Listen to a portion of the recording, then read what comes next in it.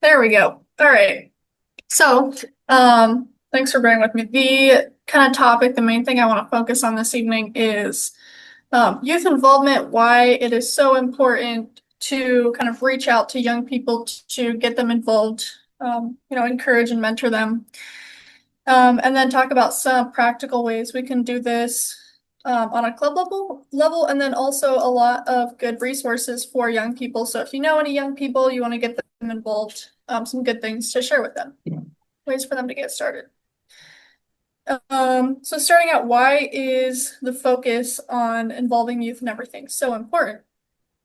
I have a little graph here. It shows the kind of like the age ranges of operators. The average age of the ham radio operator is 70 years. Less than 10% of total operators are under the age of 25. So young people are definitely a minority group. There's unfortunately a lot more silent keys every year than there are young people being recruited. So it's very important that we, this is something we really need to take action on and kind of do our part, spread the word, and get young people involved.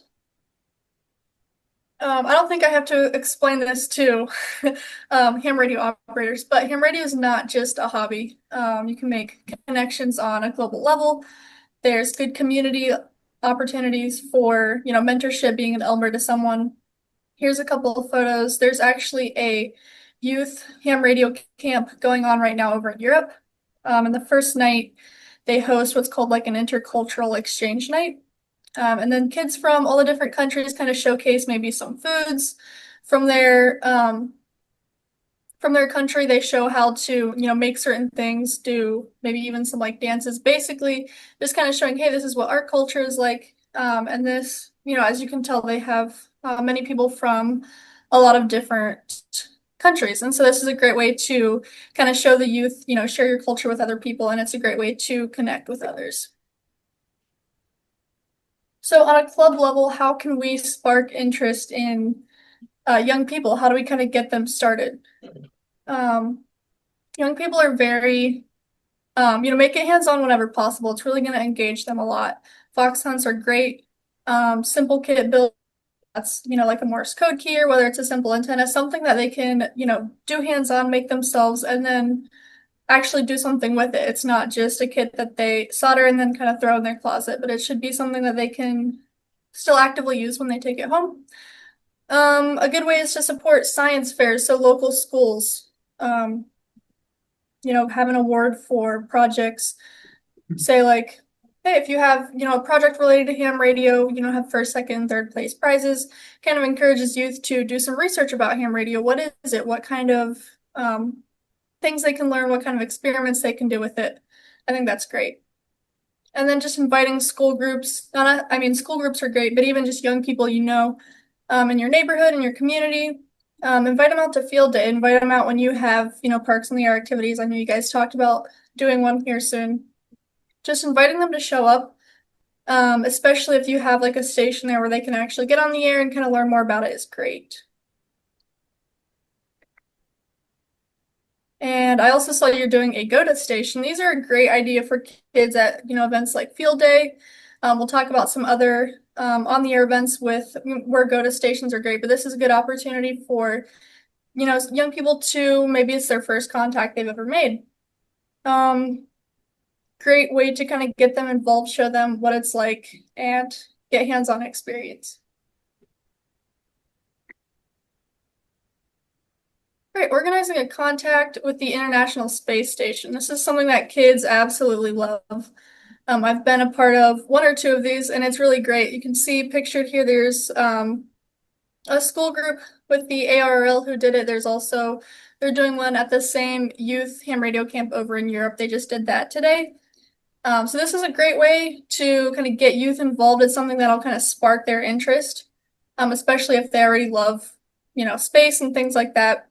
It's very easy to kind of organize a contact with the space station. They prioritize, school groups, talking with young people, things like that.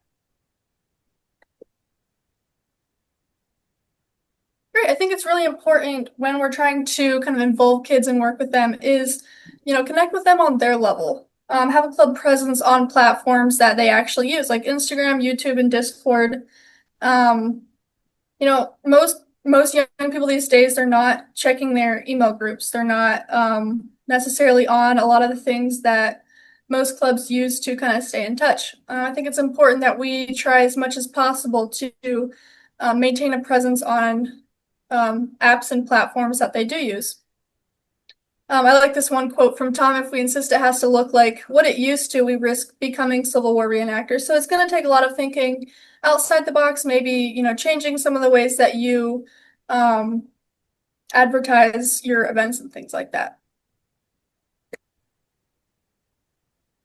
And another important thing is talking to them, not at them. I don't think this is an issue with many people, but whenever we're working with young kids, especially if they don't really know much, they're just being introduced to everything. It's a lot of information all at once, but it's important to remember to kind of include them in the conversation, not just spew a bunch of information at them. Don't treat them like just some kid in the corner.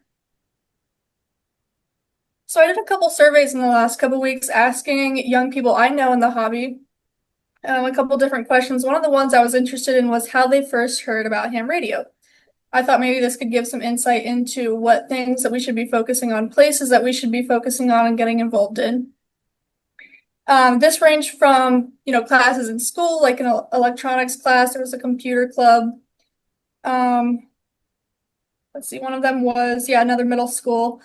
And then one guy said he found about it on the internet in 2020 during COVID because he was bored. So kind of sounds like the place where most people heard about it is in schools and different classes, things like that. And then another question I included in my survey, just out of curiosity, I wanted to know what their favorite mode was and why. Someone made the comment that they thought most kids these days were all about the digital modes and didn't really care about Morse code or sideband. But I actually found it was quite the opposite, at least from the youth that I know. It was about 50-50 between Morse code and sideband, and the people who didn't really prefer Morse code, it was because they didn't really know it, didn't take the time to know it, and they just, don't really have much experience with it. And about the digital modes, mostly FT8, RIDI, things like that. They said things like, "I feel it's not 100% authentic radio. It was boring, mostly just waiting in the occasional click." And another one was tedious and boring, even if you run multiple radios at once. Which I was, kind of surprised. You think young people, they're very techy. They would, get more enjoyment out of the digital modes, but it didn't seem like that's actually the case. All right, so now I'm going to focus a little more on good ways that youth, after they're involved, they can kind of make connections, move forward, meet other young people, things like that. So these are some really good resources if you know any young people who are interested to kind of pass these along. So YOTA it was started over in Europe as Youngsters on the Air over in Region 2. It has since moved over to Region 1 as well. Over here we call it Youth on the Air. We just had a summer camp, a YOTA summer camp up near Thornton this year in June, which was great. I was a part of that. So basically what YOTA is, it's not really a club. It's just kind of like a general movement.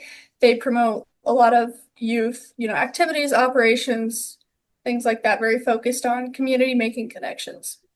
So every year they have a summer camp. They usually have one over here in the States somewhere and then another one in Europe. December is YOTA month. It's basically a month-long event. You can get special call signs. Over in Europe, the special call signs will end in 4 letters, YOTA. Here in the States, we can't get the 4-letter calls, so it'll end in either Y, 1 and O, 1 and T, 1 and A. They have different contests for, different modes, different bands, things like that, places where youth can kind of practice contesting skills. There'll be certain exchanges. You get more points if you talk to youth, things like that.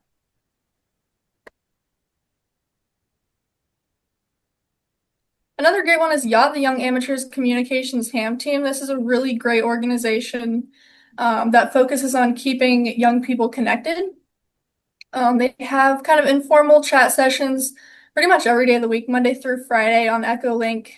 Kids just talking about, talking about their day, talking about things they're interested in, upcoming, whatever's going on in their lives. It's great way to make connections with other young people.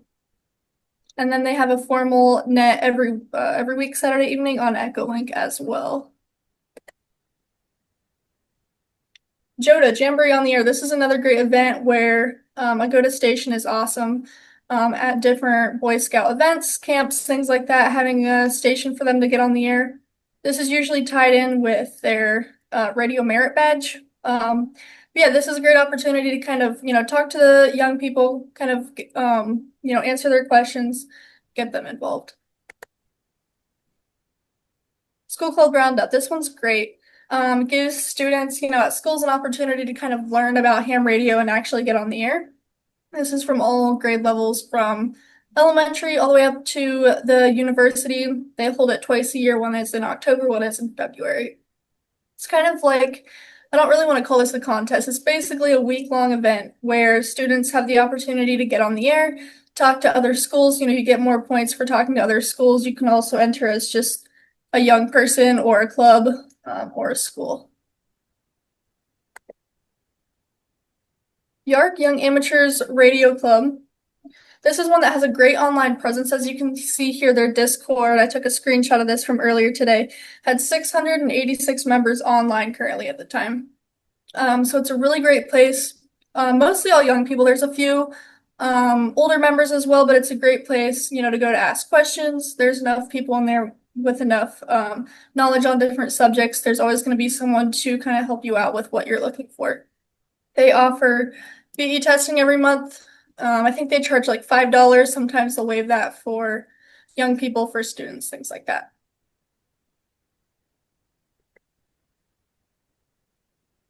And YCP, this is a youth contesting program. This was organized by Connor, W4IPC, and Grace.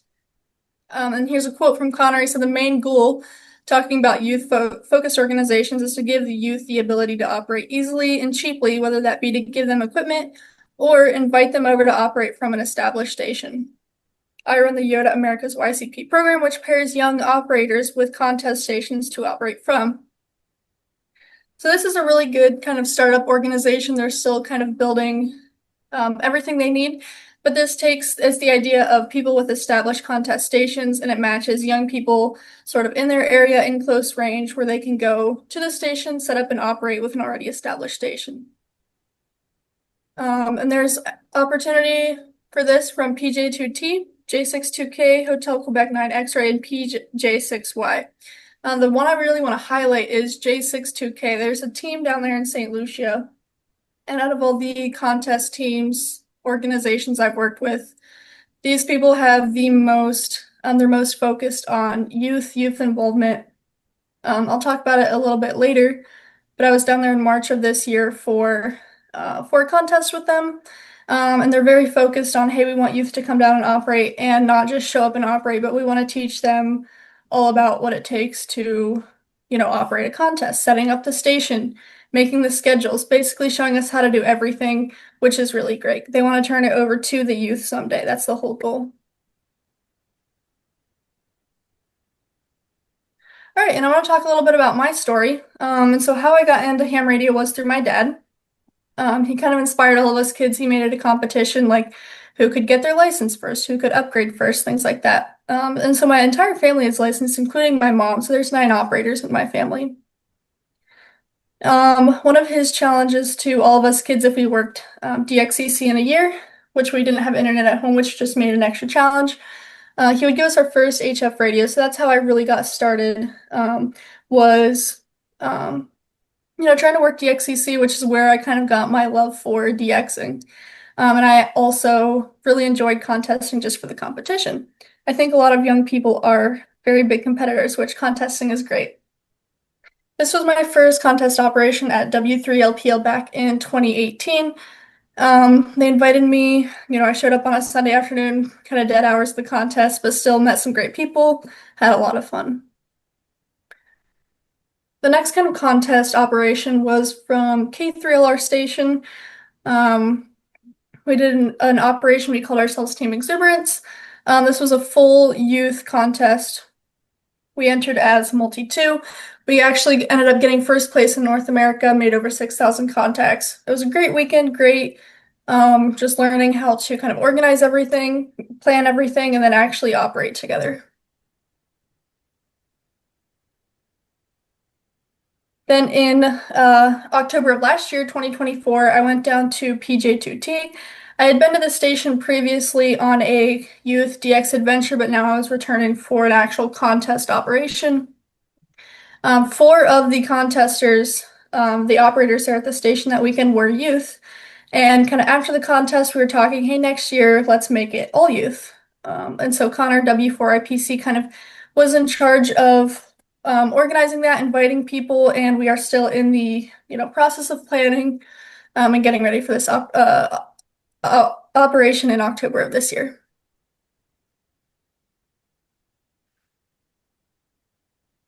All right, and then in March of 2025, so earlier this year, this is when I went down to J62 Kilo.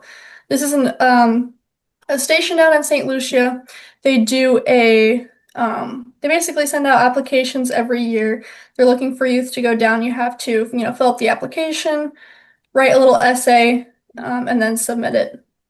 So I sent in my application last year with my essay, not really thinking I had any chance of actually going just for the heck of it. And then they asked me to do a Zoom call with them and kind of offered me the position. They covered the cost of, tickets down there, covered the cost of, the place to stay for the week. They're a team of very great hosts. Like I said, these are the people who are very big on youth involvement. Kind of every year they invite different youth down to their station, kind of teach them how to do things. And their goal is to eventually here soon have a year where it's, all youth. A whole team of just youth come down and kind of take over everything and learn how to do it on their own. So some of the upcoming things this year, we have the all youth contest team at PJ2T. Here's the list of operators. We also have a couple operators who are a little older, like 20s, 30s. So overall, I think the average age is about 21 or 22. Of all the operators.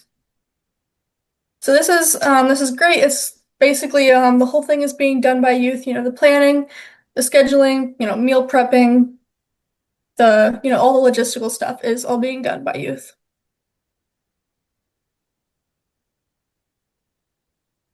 And another upcoming thing is my DXPedition to North Cook. This is kind of my first quote unquote real DXPedition. I've done a lot of international travel for different contests, but it's always been to a station that's already established there. This is the first time I'm traveling where we have to basically plan out everything that we're going to take. All the equipment, antennas, how to get it down there, how to get the whole team down there. A lot more logistical stuff involved. We'll be active down there October 9th through the 20th. On Manahiki Atoll, our call sign will be Echo 51 Mike Whiskey Alpha.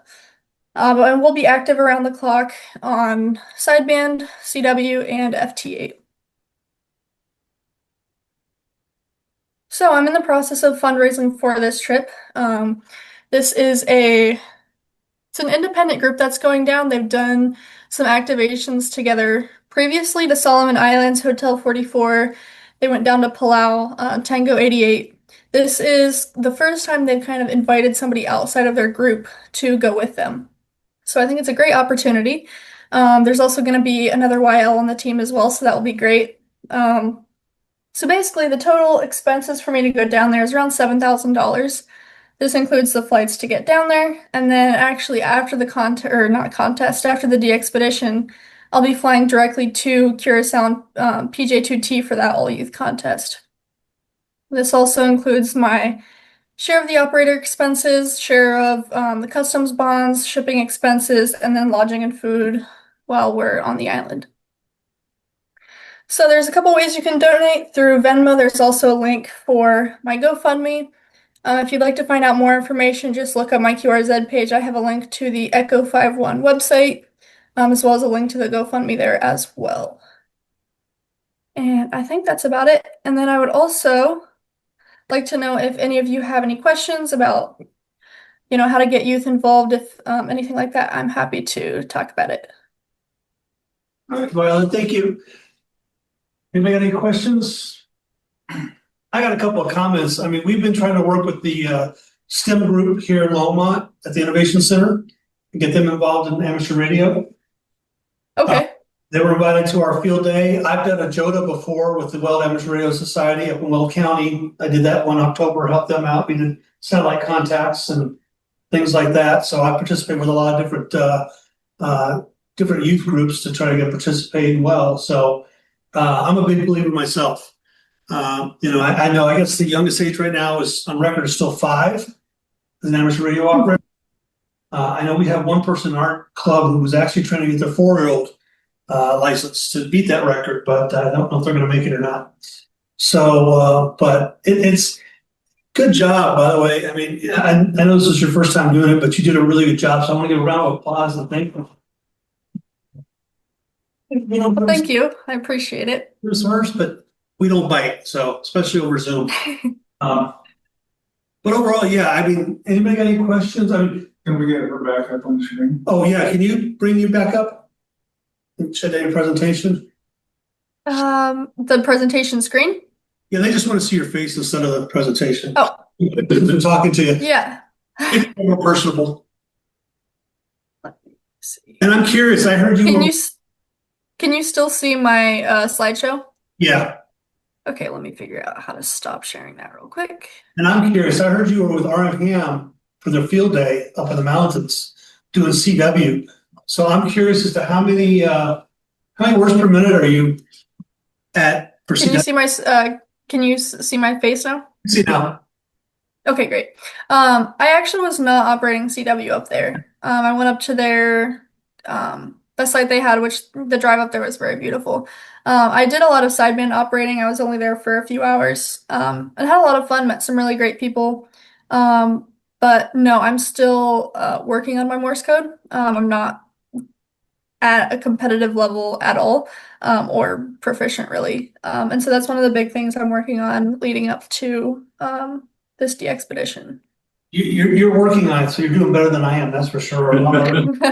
I of us haven't even started yet. It's on our bucket list, so I know it's on mine. But so, what's your favorite mode? Definitely sideband. 100%. I love it. I think it's really awesome just to. I think it's more like personable than like FTA. You can actually hear who you're talking to. I obviously, if you could tell, I love contesting a lot, so a lot of sideband, just fast-paced, high adrenaline. Yeah, that's my favorite for sure. What about your favorite band? Favorite band? That's tough. I think it depends on the time of year and conditions and everything, but I really love 10 meters and 20 as well. And 40. You don't get on 80 or 160? I do occasionally, just not as often. Do you have a question, Bob? Yeah, and I forgot. And so you're a flight instructor. Yeah. And you're working at getting as a certified aircraft mechanic. Yeah, I started on my apprenticeship there in Colorado Springs. Since I got my flight instructor certificate, though, I've been, flying 3 or 4 times a day and very, very busy with that to the point where I hardly have time to kind of work in the shop anymore. But my goal is eventually someday I want to get back to that and finish it. Yeah, well, I encourage you for your flight instructor and getting enough hours so you can get a job as a commercial pilot. My daughter-in-law's younger sister is early 50s, and she's a captain. And her life is flying. It sounds like yours is too. Yeah.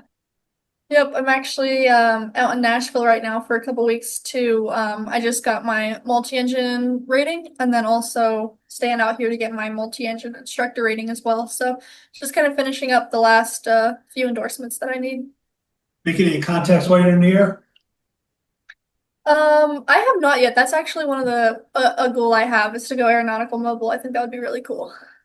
Yeah, I tried to make contact with one guy one time who was a cargo pilot and wasn't able to get through. He had a little bit of a pile up, so but they're out there. That and the maritime guys as well, the gals. So I think it's really interesting that you have mentioned tonight that young people are not interested in the digital modes.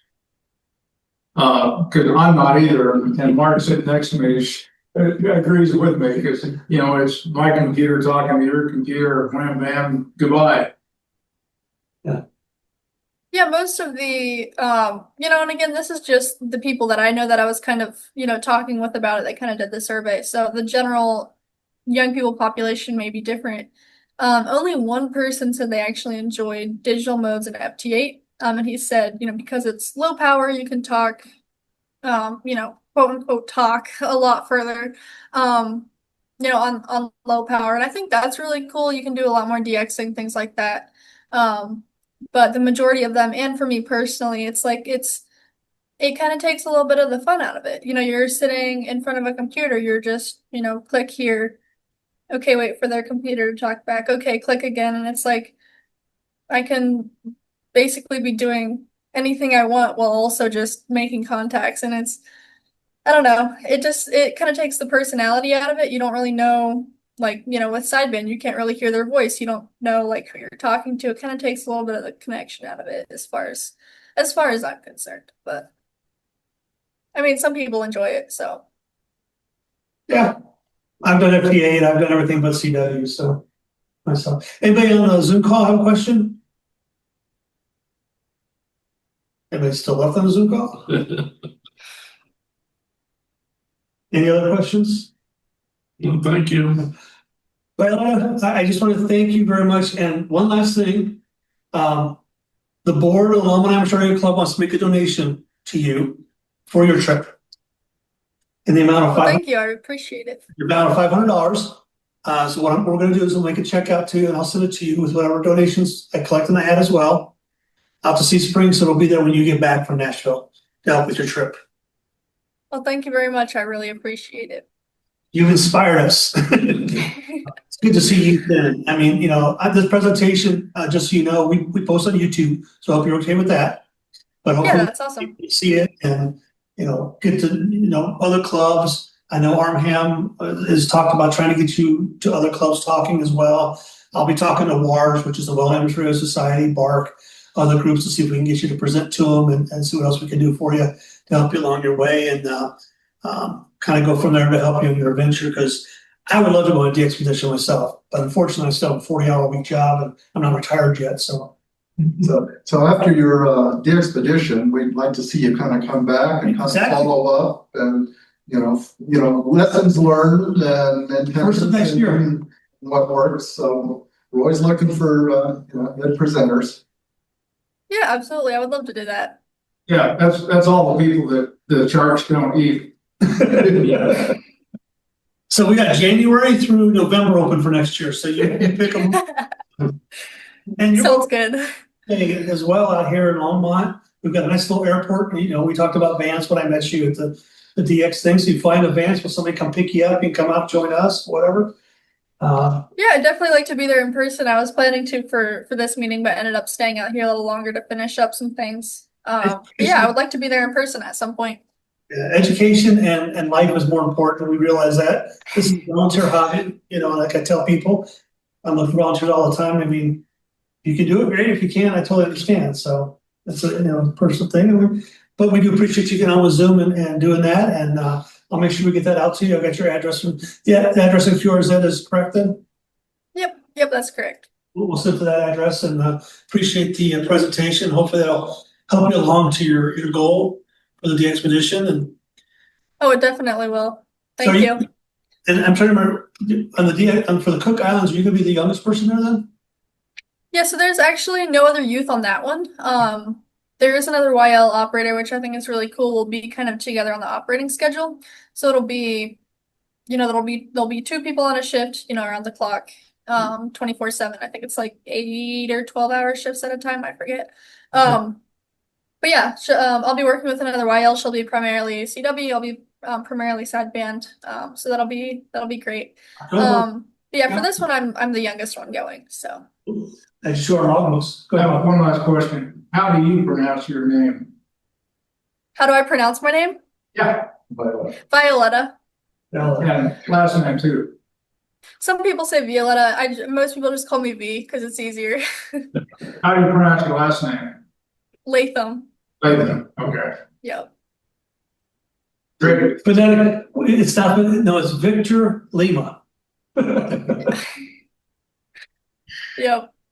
You guys have any questions, I comments? just, this is, you had some, ideas on getting some youth involved, and I know kind of going down the list with fox hunts and some things.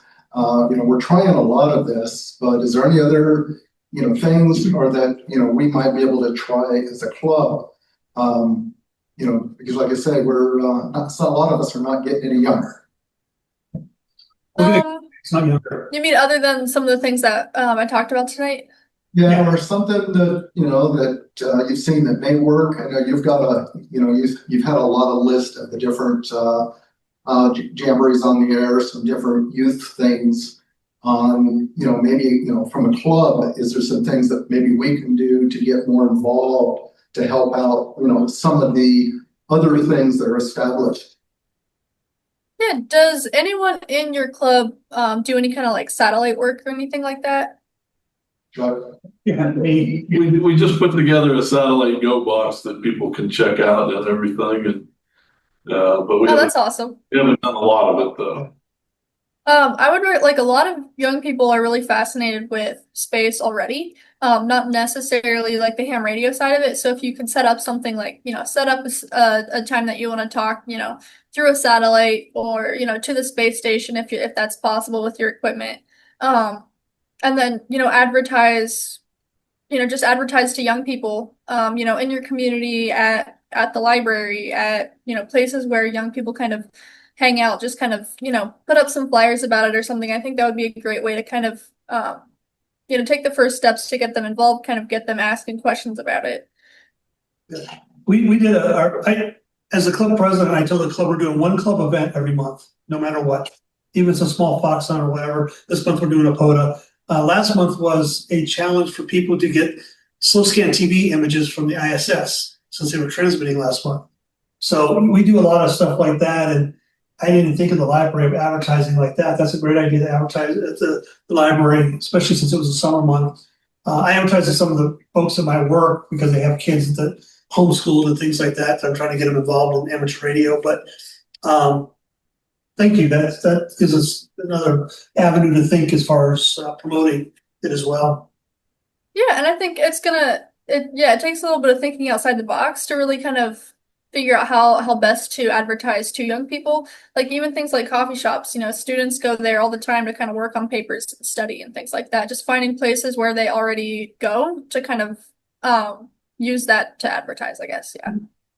So we do help out the radio club over at University of Colorado also. We've helped them with a few things. So it's one of our adopted. I have a little program called Big Brother Big Sisters of Hams. So we've adopted a couple of clubs where we try to help them out.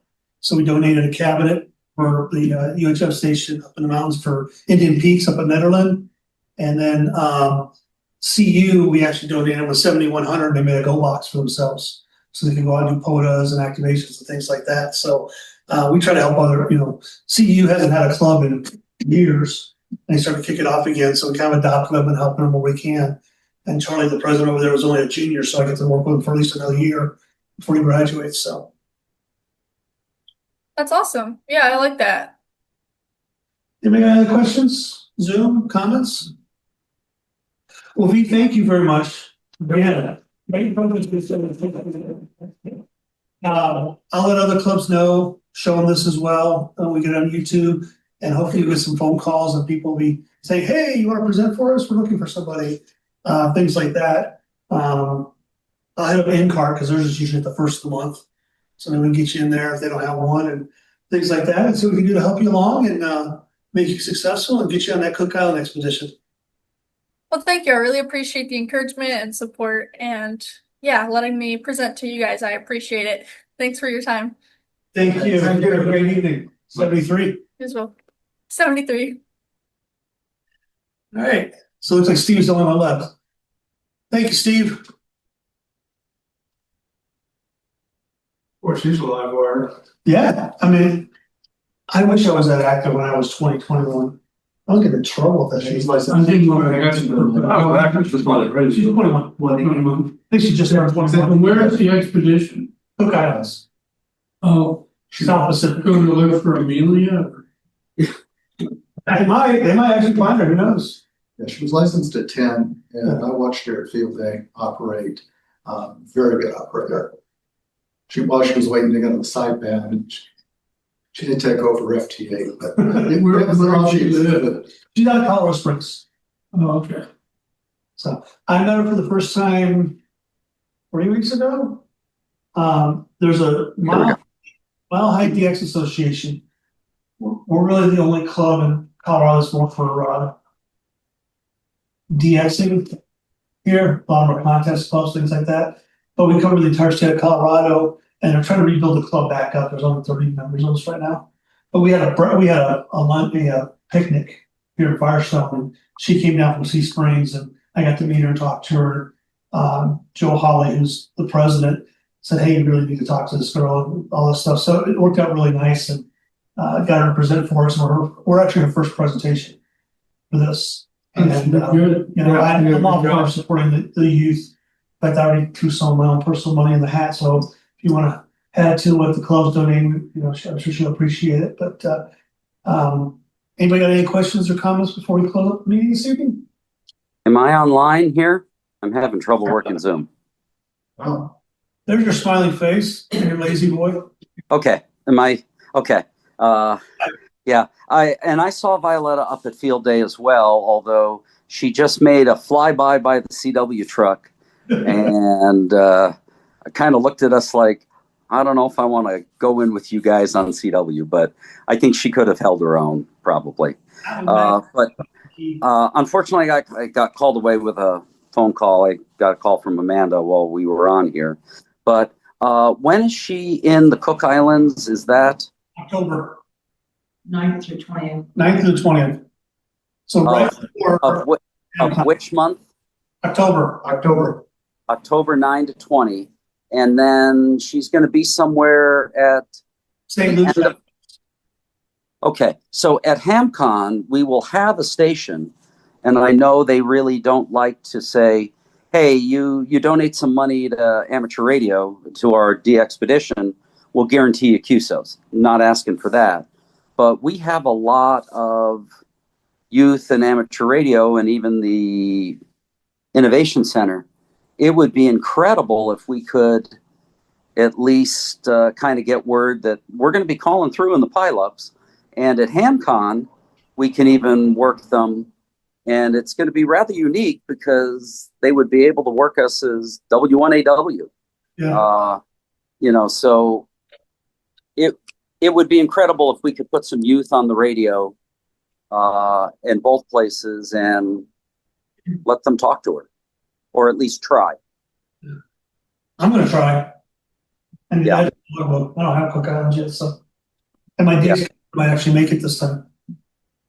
So. All right, any other questions, comments, anyone? I'm good. Well, thanks, everybody. Have a great evening. Doug, Steve, thank you for joining on Zoom. Good to see you. I just had too much going on today and I couldn't make it over there in person. You're good, Doug, and we'll get together sometime later and have a beer or a coffee. Are you going to the Hamfest Sunday? Am I going to the Hamfest on Sunday? Are you kidding? Oh, I didn't. I forgot about You that. better be going. I couldn't remember who it was. I'll see you there.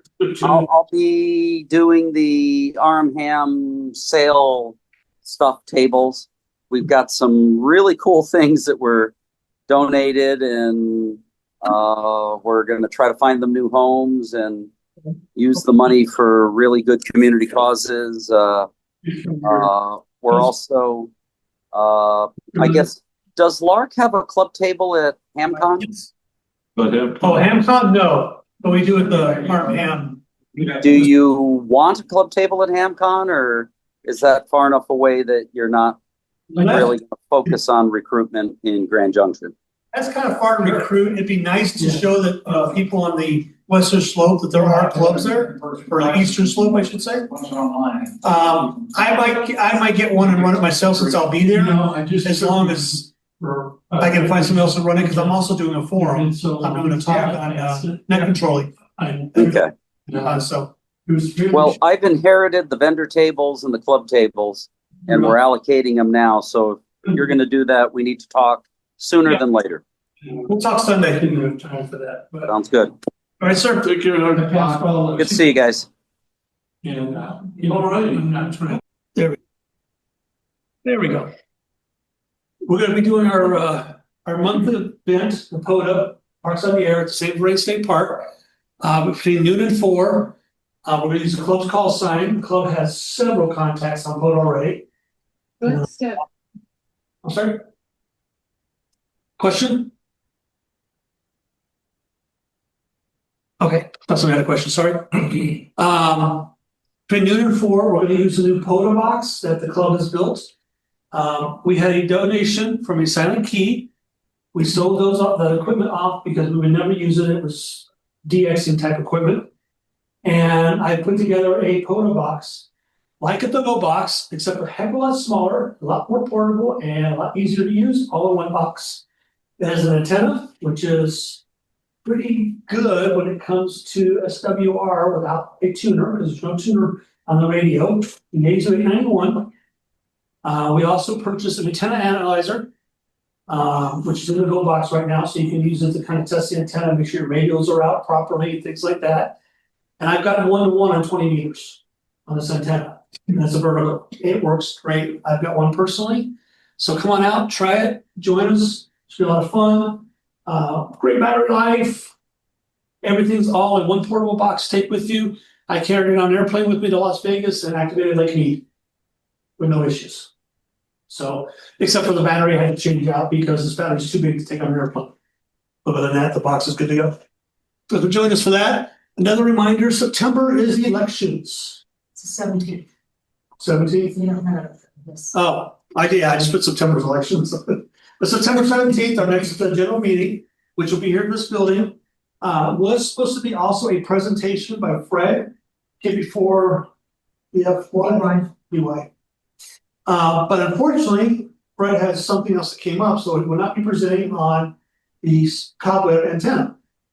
Instead, what we're going to do is we're still going to have a barbecue, so come on out and join us for some food. And we're going to do a show and tell. And what I mean by that is I'm bringing every piece of equipment currently, except for the spyweb antenna, that you can check out as a club member. That's available to you. So that's going to be all the radios, the POTA box, the regular go box. I'm going to set up a go-to station so we can get on the air and play around. For those of you who can't attend in person, I will have a phone with Zoom on it that you can kind of see what's going on if you'd like. So come on out, have some fun. If the weather's crappy, we're still going to be inside and still have some fun. Okay? Is that here or where? Here. Okay. Here. We'll probably set the antennas over in the parking lot area over there, or we can set them in front of the building. I got a portable grill. As long as we're still under a fire ban, where I can't use portable grill, we'll see what happens. But come on out, we'll probably have burgers and dogs. And so if you want to bring some potluck, you're welcome to do that as well. So that takes care of those. Oh, back to the elections. If you would like to run for a board position, please contact a board member. Right now, the board did say at the last meeting they're going to run for their positions currently. But if you would like to join us on the board and jump in, anybody be more than happy to either run against you or say, hey, you can run, have fun. So if you're interested in that, please let me know, or any board member. I will be sending out information on proxies, and we'll have a voting before we start the meeting. A little bit of food, start the voting. We need a quorum, which Steve, you're on right now. What are the number that we need, or do you have the number for the quorum for September right now for our membership? Spike Islands. I'm sorry. Don't currently have that number, but we'll get it out. Okay. Once I get, I'll advertise. Do it. It said 69. I know. Thank you. You were asking how many members. No, that's not members. That's AI. I wish we have a lot more than that, which is good. Okay. Next thing, and I put these in order because I usually forget stuff. WARS is looking for some help. There's a borough race in Frederick. It's their Miners' Day on September 20th, around 9:30 to noonish. This is a great event because you just don't stand there and watch the boroughs go by. You participate. You stop traffic so that the boroughs can cross the roads, things like that. And so there's a little bit more activity involved. They provide signs so you can stop traffic and get front, things like that best. But if you'd like to try something different and support them, Bob Henderson, WB0NRV at yahoo.com, send them an email and say, hey, Chuck told me you're looking for help. I'm available. Sign me up. It's a lot of fun. It's the one day of the year where you can say ass as many times as you want and not be offensive. So other than if you go up to park in those areas where they have the borough races soon. But come out, and if you're interested in helping out, it's a blast. I had a good time. They usually bring a portable repeater out for WARS. They're probably going to use that because they're also supporting the Loveland air show that weekend. But we should be able to use our repeater now that it's in me with no issues. I'll go test it, let Bob know, and you're already set, ready to go. So come on out and join us. Last but not least that I have is this Sunday is the Arnhem Ham Fest at the Adams County Fairground from 9 to 1.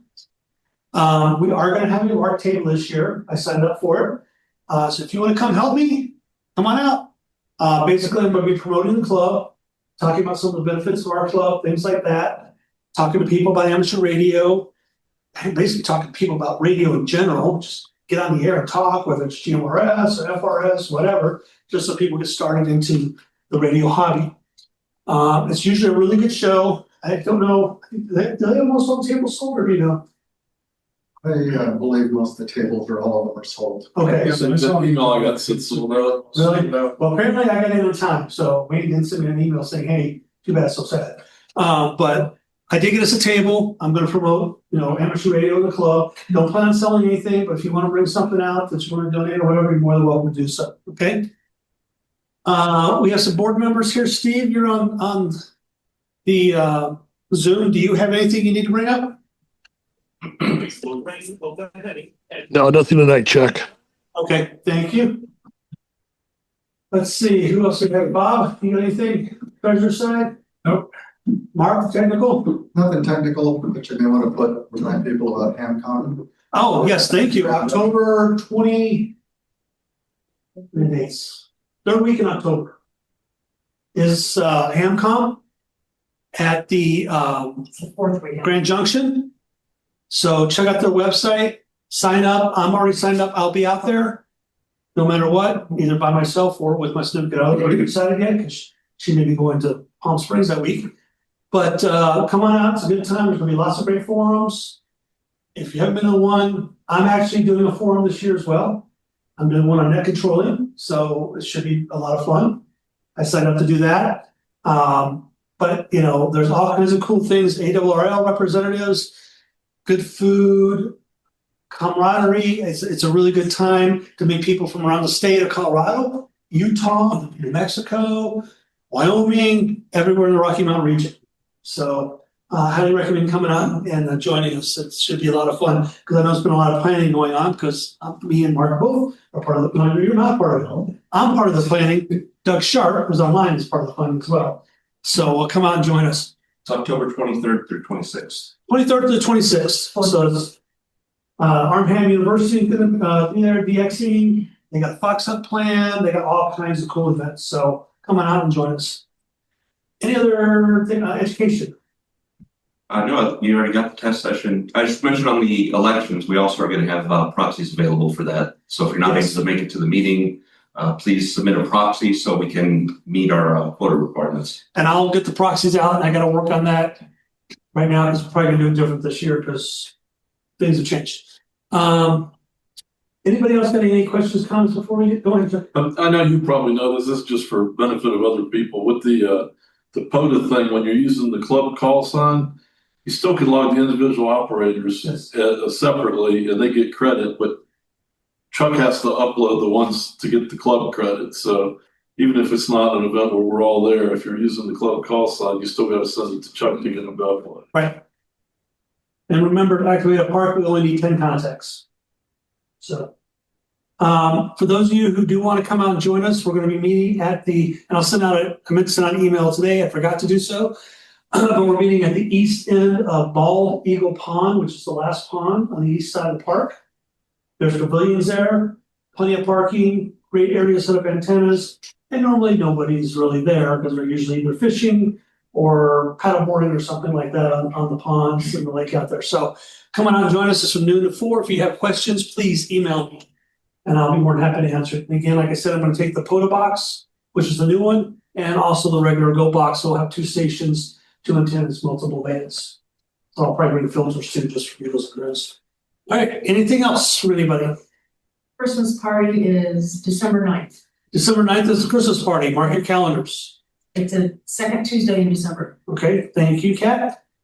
We're going to do it at the Grange again. One thing for those of you, normally that's a club-only event. This year's open to anybody. So if you're a subscriber or you get our newsletter or whatever, you're more than welcome to come out. With that being said, there's going to be a limited number of tickets. I'll be setting up a PayPal here the next week or two for people to start signing up and paying for it once we get some prices down. But that's kind of the thought this year. We play games, we can sing, we do all kinds of stuff.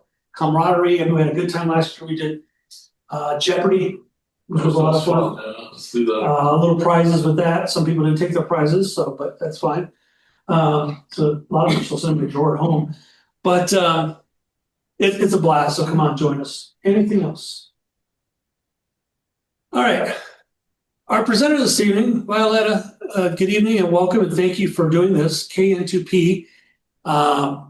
She's going to be joining us. She's doing a DXPedition, and she's part of a youth DXPedition. So believe it or not, there are people who aren't old farts like most of us that go out and try to make people contacts around the world in some very unique places.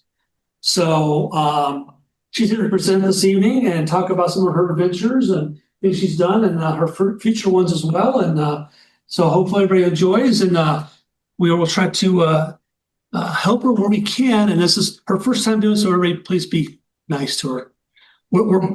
She said she said she did looking for a guinea pig group, and I said that's fine. We're good to be guinea pigs.